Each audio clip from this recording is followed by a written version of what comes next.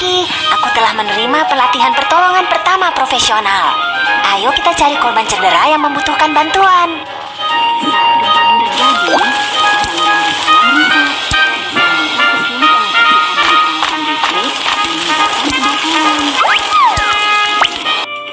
Saat gempa bumi terjadi, pipa saluran gas alam rusak.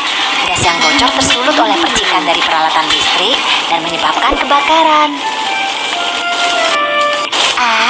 Apa yang harus kita lakukan? Basahi handuk terlebih dulu.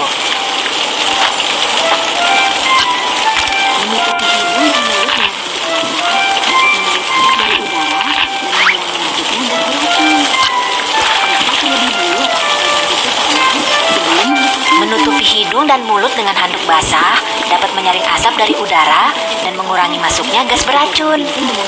Periksa terlebih dulu apakah gagang pintu panas sebelum membuka pintu.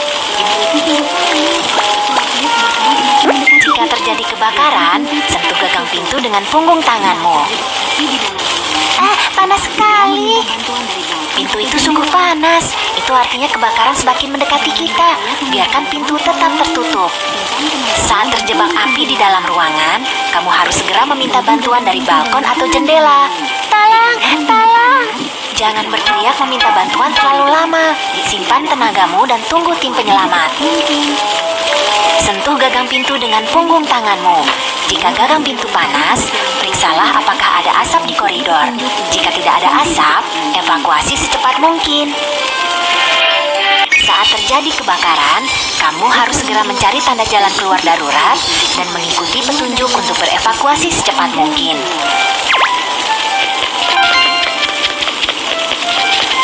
Tarik korban terluka dan ikuti arah yang ditunjukkan oleh jalan keluar darurat untuk menemukan jalan keluar.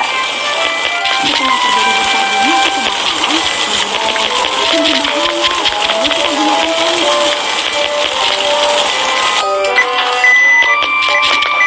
Setelah terjadi gempa bumi atau kebakaran, menggunakan elevator itu berbahaya. Ayo kita gunakan tangga.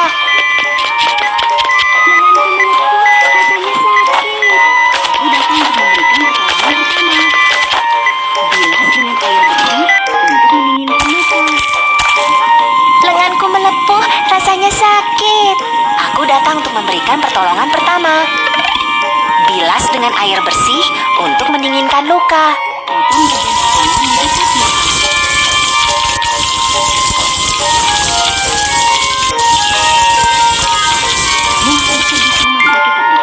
Potong bagian pakaian di dekat luka.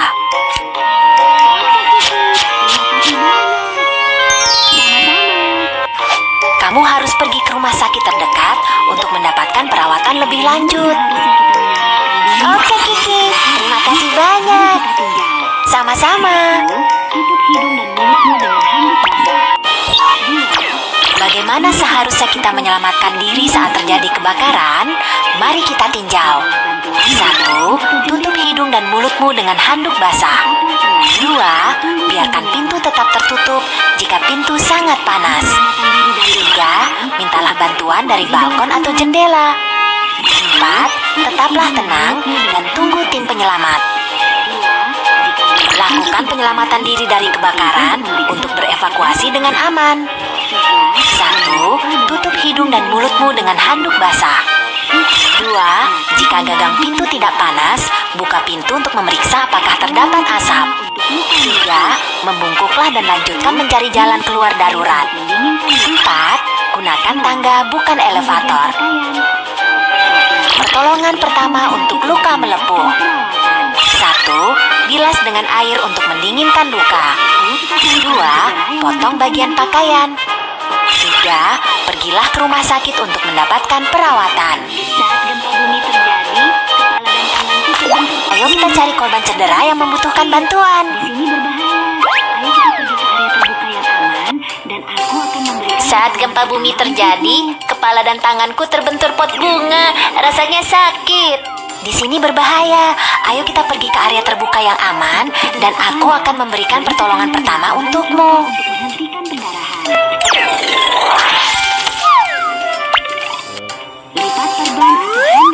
Untuk cedera kepala, beri tekanan dengan pembalut luka untuk menghentikan pendarahan. Lipat perban atau handuk segitiga. Tarik perban atau handuk segitiga mengelilingi kepala untuk mengencangkan pembalut.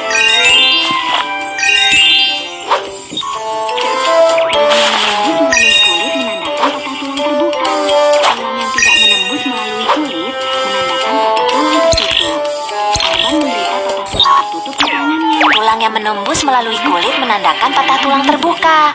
Tulang yang tidak menembus melalui kulit menandakan patah tulang tertutup. Korban menderita patah tulang tertutup di tangannya. Untuk patah tulang terbuka, perbanlah dulu sebagaimana patah tulang tertutup sebelum menangani patah tulang tersebut. Pertama-tama, lindungi lengan dengan kain lembut. Lalu, pilih majalah, cabang, atau papan sebagai belat. Terakhir, amankan lengan dengan perban. Hati-hatilah untuk tidak membalutnya terlalu kencang.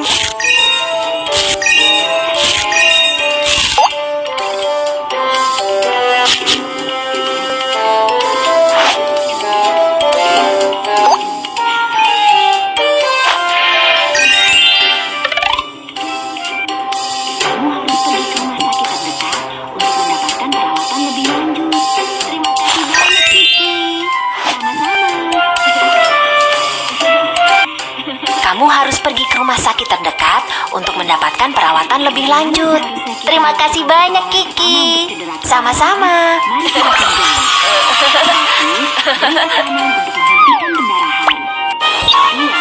Bagaimana seharusnya kita melakukan pertolongan pertama untuk cedera kepala?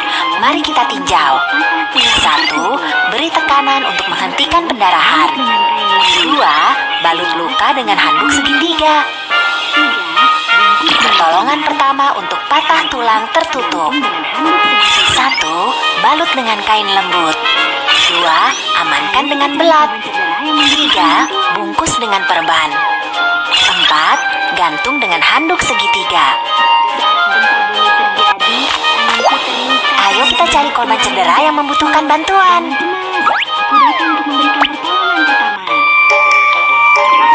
Saat gempa bumi terjadi, tanganku terluka karena bebatuan yang jatuh. Jangan cemas, aku datang untuk memberikan pertolongan pertama.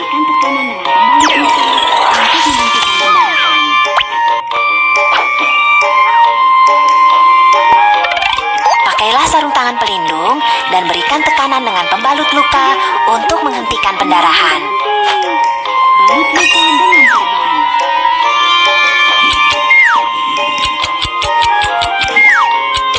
Kerja yang bagus, pendarahan berhenti. Balut luka dengan perban.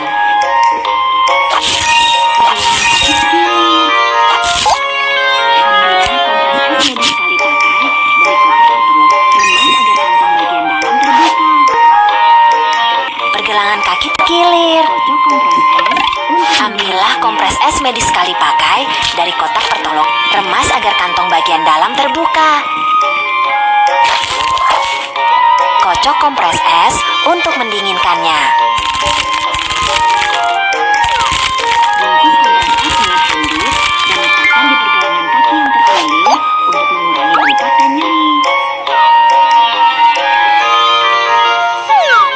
Bungkus kompres es dengan handuk dan letakkan di pergelangan kaki yang terkilir untuk mengurangi bengkak dan nyeri.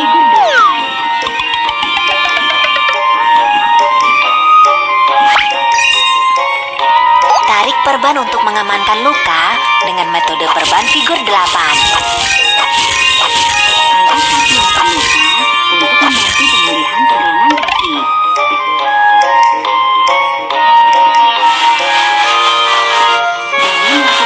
Angkat kaki yang terluka untuk membantu pemulihan pergelangan kaki.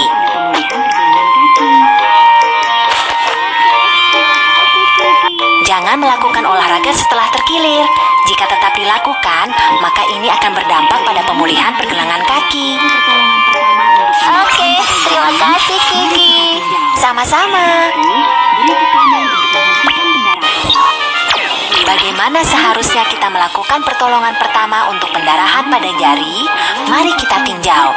1. Beri tekanan untuk menghentikan pendarahan. 2. Balut luka.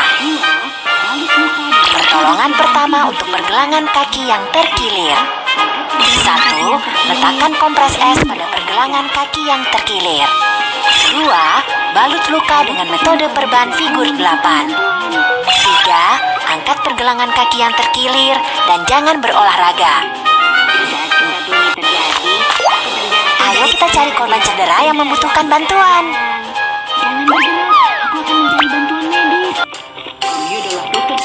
Saat gempa bumi terjadi, aku terjatuh dari tangga dan tidak dapat bergerak sekarang. Jangan bergerak, aku akan mencari bantuan medis. Kami adalah dokter profesional. Kamu dapat menyerahkan korban cedera kepada kami.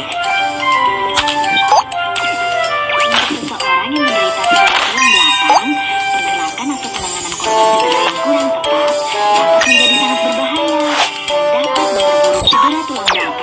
Untuk seseorang yang menderita cedera tulang belakang, pergerakan atau penanganan korban cedera yang kurang tepat dapat menjadi sangat berbahaya dan dapat memperburuk cedera tulang belakang. Kamu harus meminta bantuan staf medis profesional. Pertama-tama, pindahkan korban cedera ke papan hubungan panjang dengan menggunakan metode perputaran seluruh badan.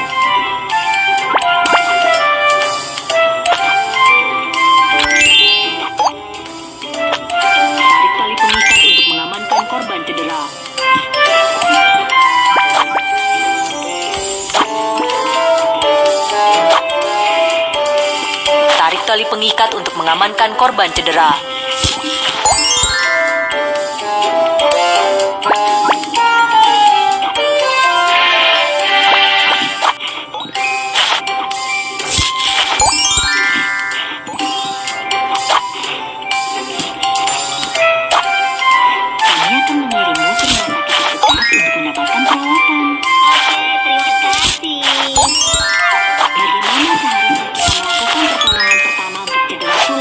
Mengirimmu ke rumah sakit terdekat untuk mendapatkan perawatan. Oke, terima kasih.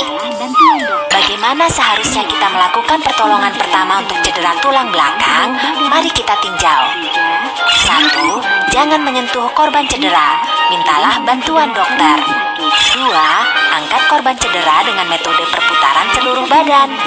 3. Amankan korban cedera. 4. Kirim korban cedera ke rumah sakit. Ayo kita cari korban cedera yang membutuhkan bantuan.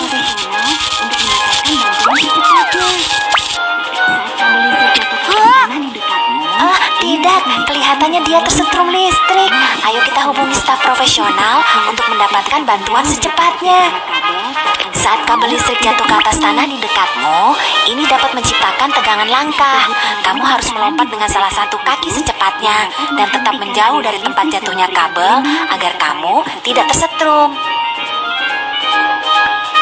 Sepatu boot pemadam kebakaran dibuat dari karet khusus yang dapat menghentikan aliran listrik dan memberikan perlindungan terhadap bahaya tersetrum. Tahukah kamu alat apa yang digunakan untuk mengangkat kabel listrik?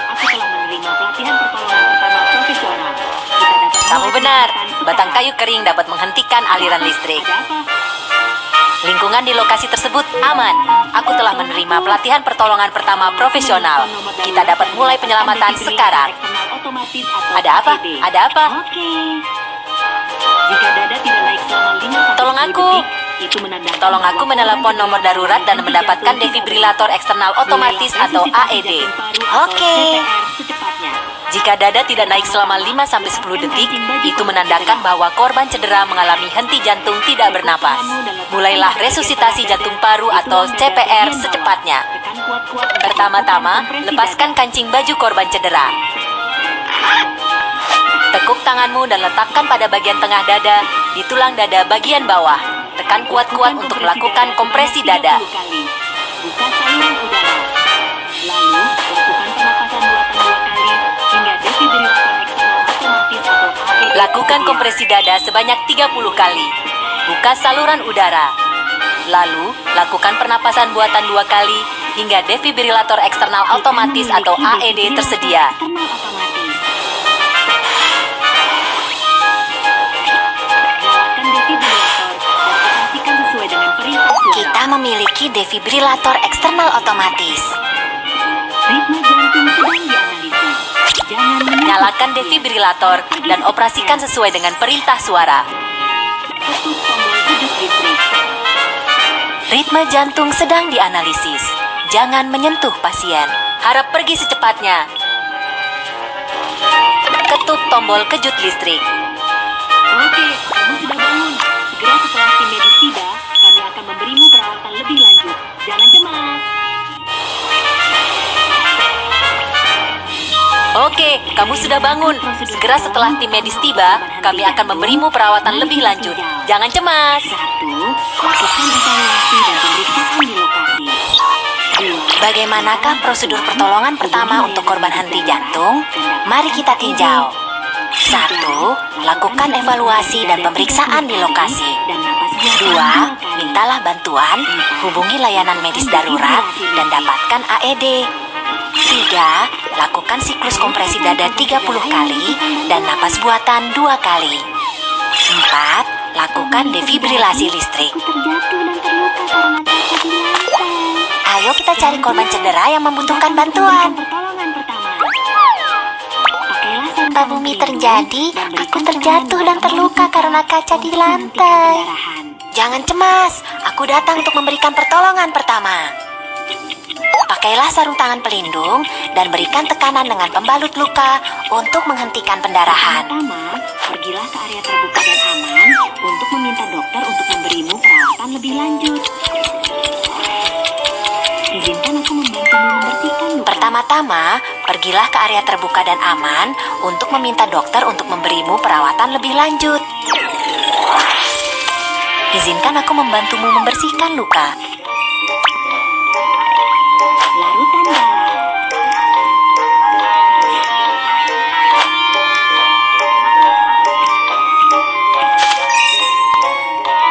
Mulailah dari Larutan bagian garam. tengah dan bergerak ke bagian luar.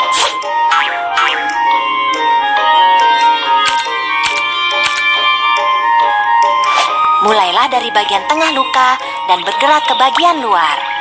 Iodofor.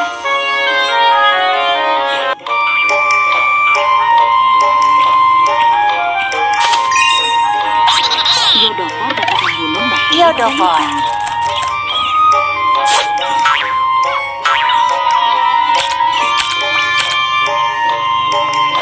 Iodofor dapat membunuh bakteri pada luka. Pakailah sarung tangan pelindung dan berikan tekanan dengan pembalut luka untuk menghentikan pendarahan.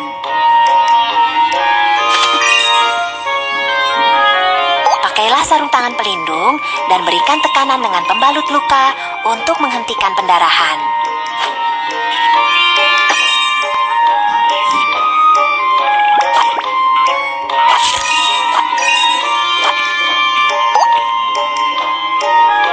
Mulailah dari bagian tengah luka dan bergerak ke bagian luar.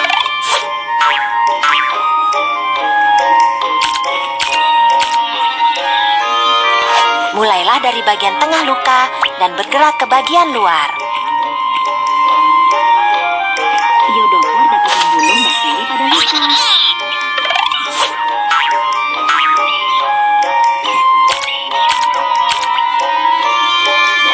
Iodofor dapat membunuh bakteri pada luka. Saat ini kondisi masih cukup berbahaya. Tetaplah berada di penampungan darurat dan jangan berlari-larian. Sama-sama. Saat ini kondisi masih cukup berbahaya. Tetaplah berada di penampungan darurat dan jangan berlari-larian. Seharusnya kita Oke, melakukan terima pertolongan kasih. pertama untuk cedera Sama-sama. lengan bawah. Mari kita tinggal. 1. Beri tekanan untuk menghentikan pendarahan. 2. Bagaimana seharusnya kita melakukan pertolongan pertama untuk cedera lengan bawah?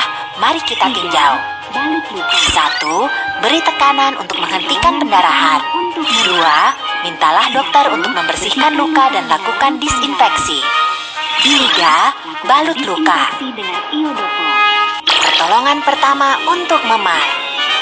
1. Bersihkan luka dengan larutan garam. 2. lakukan disinfeksi dengan iodofor. Selamat datang di Museum Ilmu Pengetahuan tentang Gempa Bumi. Aku pemandu wisata Kiki. Hari ini mari kita berbincang tentang peringatan gempa bumi. Selamat datang di Museum Ilmu Pengetahuan tentang Gempa Bumi. Aku pemandu wisata Kiki. Hari ini mari kita berbincang tentang peringatan gempa bumi. Gelombang seismik awal. Kemudian, Apa itu prinsip peringatan gempa bumi? Saat gempa bumi terjadi, stasiun gempa bumi di dekat pusat gempa menangkap informasi gelombang seismik awal.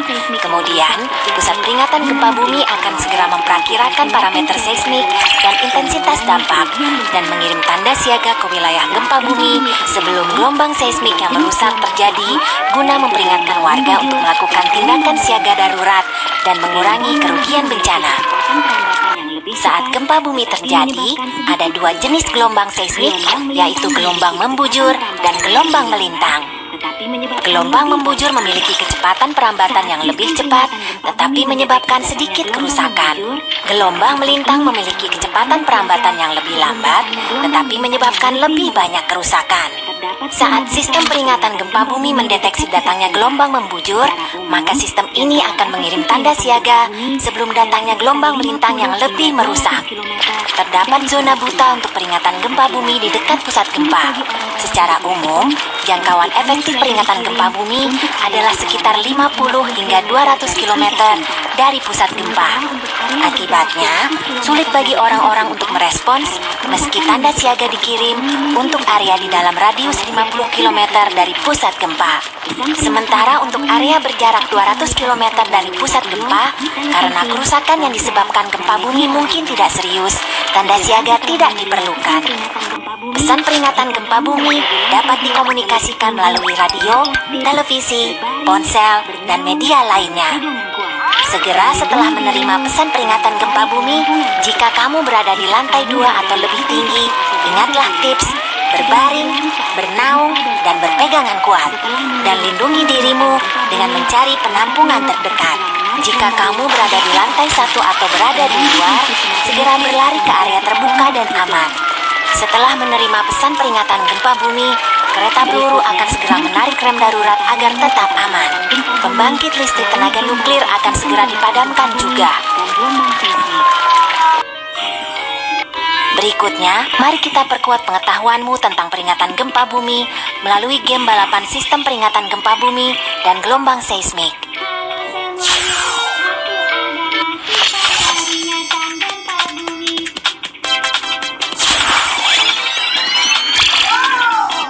Halo semuanya, aku adalah sistem peringatan gempa bumi. Ini adalah gelombang membujur seismik, gelombang melintang seismik yang lebih merusak sebentar lagi datang.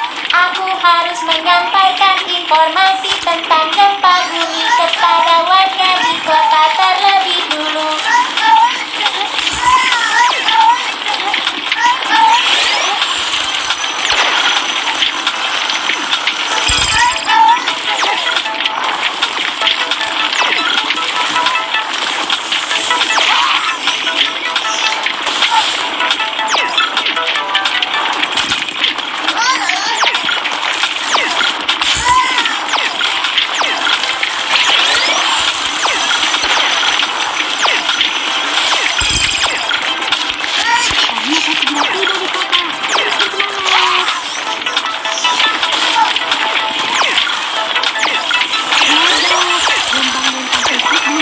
Kami akan segera tiba di kota. Terus bersemangat. Hebat, gelombang melintang seismik belum mengejar.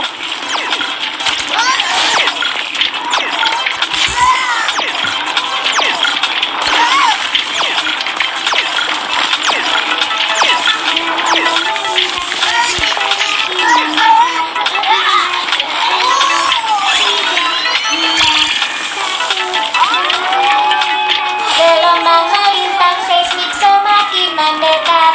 5, 4, 3, 2, 1.